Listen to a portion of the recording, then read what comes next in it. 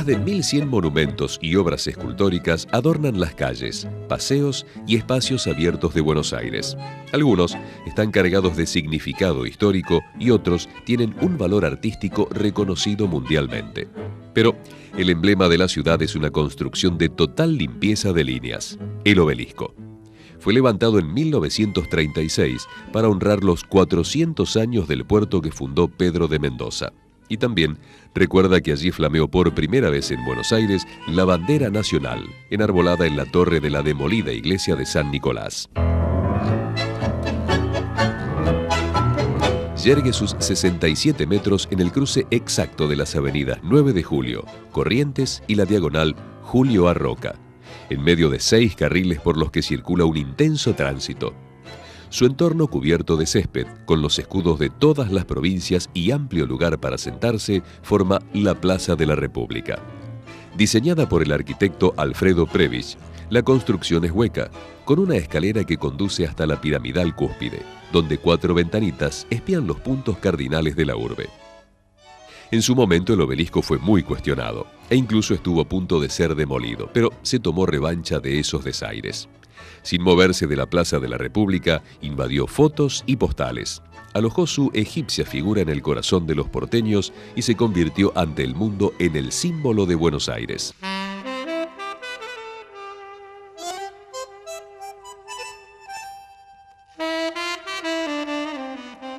La inconfundible silueta del obelisco domina la perspectiva de 2 avenidas claves de la ciudad. Una es Corrientes, sinónimo de espectáculos por la fuerte presencia de cines y teatros, con su complementario cortejo de restaurantes, pizzerías, cafés, librerías y reductos donde bullen las actividades culturales. Es la arteria ideal para quienes gustan deambular sin apuro ni destino fijo, filosofar en una mesa de café o detenerse aquí y allá para observar lo que mejor atrae su atención. Y una de las áreas más frecuentadas por quienes actúan en las salas o asisten a los cursos de teatro, literatura, música, artes plásticas y danza que se desarrollan en los alrededores. La avenida 9 de Julio es emblemática como Corrientes, pero atiende otras necesidades. Con 140 metros de ancho y 3 kilómetros de extensión, su apertura hizo un corte categórico en el tejido urbano, devorando decenas de manzanas para facilitar el acceso y la circulación de vehículos en la zona céntrica. Vincula terminales ferroviarias, autopistas y grandes avenidas, y adorna su traza con plazoletas, canteros arbolados y varias fuentes de gran belleza. Hacia el sur, la bordea el paisaje de los viejos barrios. Adquiere luego el carácter metropolitano del centro y en el norte le otorgan un tinte aristocrático residencias y edificios de categoría. En primavera y verano, la floración de sus árboles es uno de los mejores regalos que brinda el centro de la ciudad.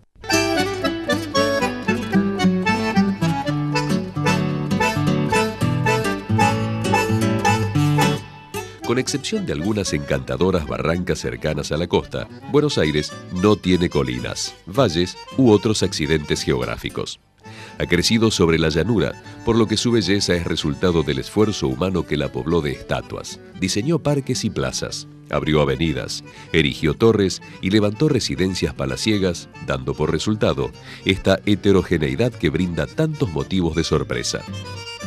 Es el caso de los fornidos relojes que desde torres o fachadas marcaron el paso del tiempo en otras épocas y hoy son un adorno de lujo. Aunque muchos desaparecieron, los que sobreviven bastan y sobran para ubicar la ciudad entre las que más criaturas mecánicas de este tipo instalaron para realzar su edificación.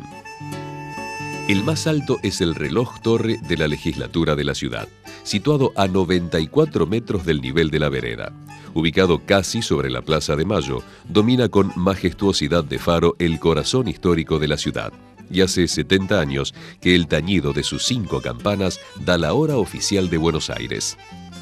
Un cercano pariente suyo se alza en la Plaza del Retiro, adornando el obsequio que los residentes británicos hicieron al país cuando cumplió los 100 años de su independencia, la Torre de los Ingleses.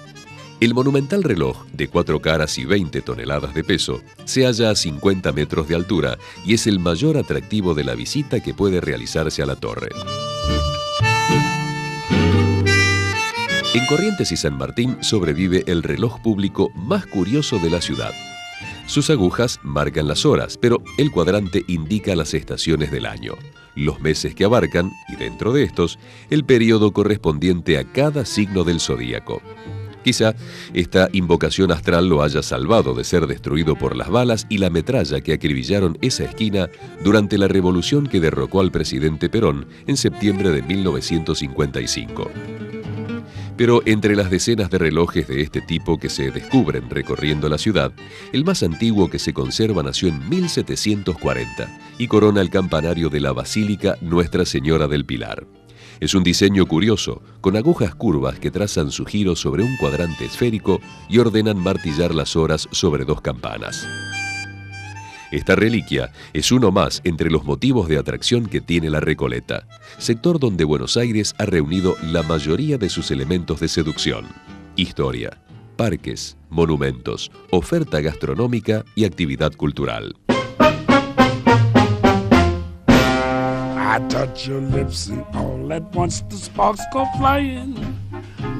El barrio de La Recoleta debe su nombre a un modesto convento de la época colonial donde hacían retiro y meditación los monjes franciscanos. Era un lugar apartado que se pobló con residencias de gran jerarquía a partir de 1870, cuando una gran epidemia de fiebre amarilla forzó el desplazamiento de la población más pudiente hacia el norte de la ciudad. Aquel antiguo convento y la aledaña Basílica del Pilar, ambos restaurados, son actualmente el núcleo de un paseo excepcional. El templo, de líneas coloniales, con torre y espadaña, contiene importantes piezas de arte religioso indoamericano. Y en los claustros, que supieron utilizarse como asilo de ancianos y de mendigos, funciona el Centro Cultural Recoleta, donde se suceden muestras de arte contemporáneo y experimental. Contiguo al centro se halla el Buenos Aires Design Center, un paseo de modernísima arquitectura dedicado principalmente a la exhibición y venta de muebles y elementos de decoración, que incluye restaurantes y locales de comida rápida. En las cercanías se suceden joyerías, boutiques de nivel internacional, casas de alta costura y otros negocios de categoría. Frente a la plaza abre sus puertas más de una veintena de restaurantes y confiterías. Y a un par de cuadras se levanta un complejo de cines complementado por librerías, casas de música y lugares para comer. Todo esto en el marco que prestan residencias elegantes, jardines, enormes y añejos gomeros y una de las concentraciones de monumentos y estatuas más destacada de la ciudad. El movimiento es incesante, tanto de día como de noche, aunque alcanza su pico durante los fines de semana, cuando en las plazas actúan músicos, bailarines, mimos, malabaristas y otros artistas espontáneos.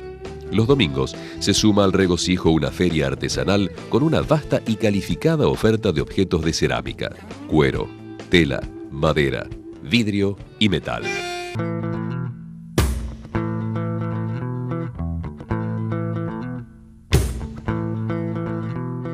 Hacia el lado del río, el verdor de la Recoleta se prolonga en otros espacios libres. Uno de ellos rodea al mítico Palais de Glace, que nació como pista de patinaje sobre hielo. Se convirtió luego en salón de baile y cabaret. Por allí entró el tango a los círculos distinguidos y actualmente alberga al Salón Nacional de Artes Plásticas. A escasos metros se levanta la obra culminante de un genio de la escultura, el monumento al general Carlos María de Alvear, obra del francés Antoine Bourdelle. Alvear, que tuvo una actuación decisiva durante la independencia y los primeros tiempos de la naciente Argentina, está representado por una figura ecuestre que corona un prisma de granito de 13 metros de altura. En las esquinas del pedestal, 4 estatuas representan los rasgos del héroe: elocuencia, libertad, fuerza y victoria. Su sobriedad y armonía de proporciones han convertido al conjunto en una obra maestra. El caballo está considerado uno de los mejor realizados del mundo y es el resultado de una preparación que llevó a Bourdelle a realizar más de 50 esculturas de estudio antes de fundir las efigies definitivas. Cuando la obra se exhibió en París, poco antes de ser enviada hacia la Argentina, Francia estuvo a punto de prohibir su partida. Se alza dominando los jardines circundantes y oponiendo su calma a la vorágine de una de las avenidas más transitadas. Muchos lo consideran el monumento de mayor valor artístico que tiene la ciudad.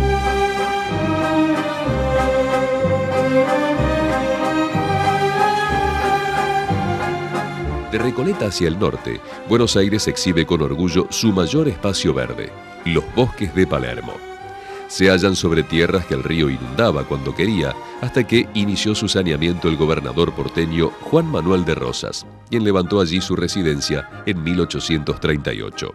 Pero el aspecto actual se debe al arquitecto paisajista Carlos Thays, que entre 1891 y 1914 diseñó y dirigió una parquización excepcional. Hay miles de árboles agrupados según el porte, los tonos del follaje y la época de floración para que brinden todo el año el mejor espectáculo posible. Los bosques se alternan con lagos y con espacios verdes en los que asoman pérgolas, pasarelas, fuentes, bancos y farolas.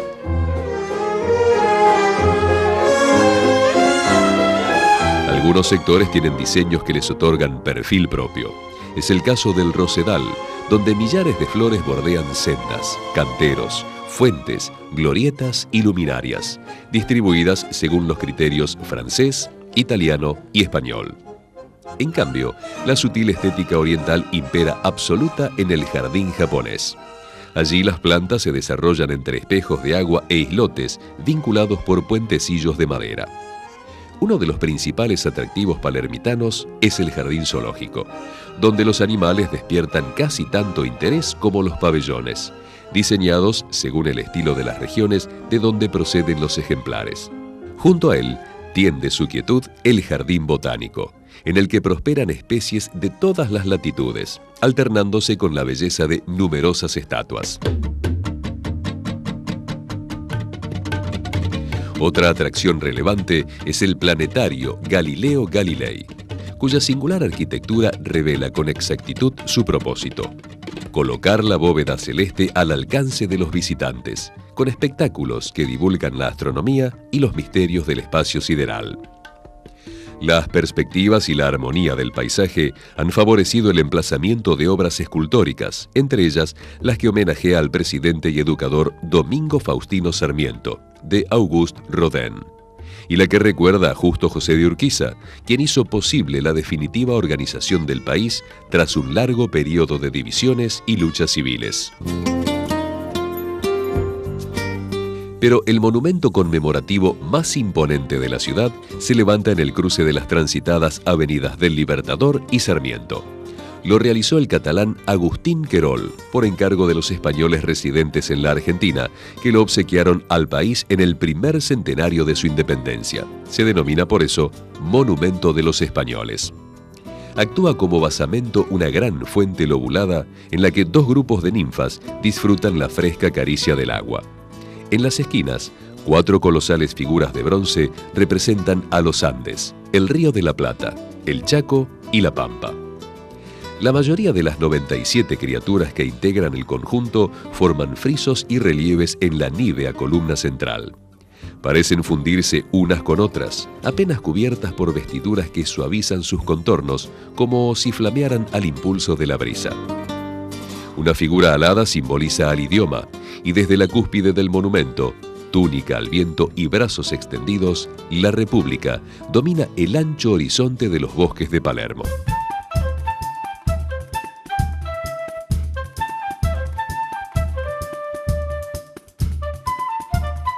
A excepción de las actividades hípicas históricamente ligadas al gaucho y a la economía ganadera que hizo crecer la ciudad, los deportes nacieron en los bosques de Palermo, como lo recuerda un monolito situado a pasos del planetario. La actividad deportiva avanzó luego sobre el resto de la ciudad, pero Palermo sigue siendo un paraíso para los deportistas. Entre el verdor de los parques surgen instalaciones públicas y privadas, donde se practican numerosas disciplinas: ciclismo, atletismo, tenis, golf. Hasta los montañistas hacen escalamiento en elevados murallones de piedra.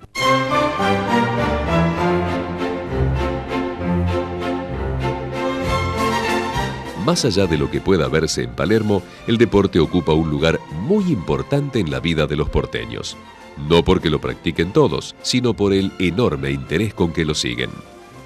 Los torneos de tenis convocan miles de personas y el automovilismo reúne multitudes, pero nada puede compararse al entusiasmo que despierta el fútbol.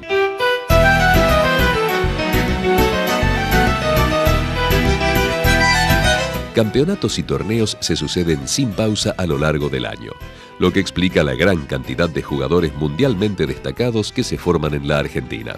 Buenos Aires posee 8 clubes de primera división, lo que representa la más alta densidad del mundo, y a ellos se suman instituciones similares ubicadas en la aledaña región metropolitana. Por el número de simpatizantes que tienen y la dimensión de sus estadios, los principales son Boca Juniors y River Plate, cuya antológica rivalidad solo se desdibuja cuando la selección argentina juega en torneos internacionales. Como señala con acierto una antigua expresión, en la capital argentina el fútbol constituye una pasión de multitudes.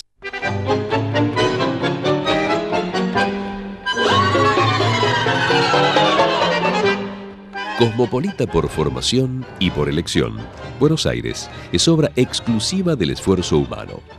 No la atraviesan ríos cristalinos. No enfrenta un mar rugiente desde altos acantilados.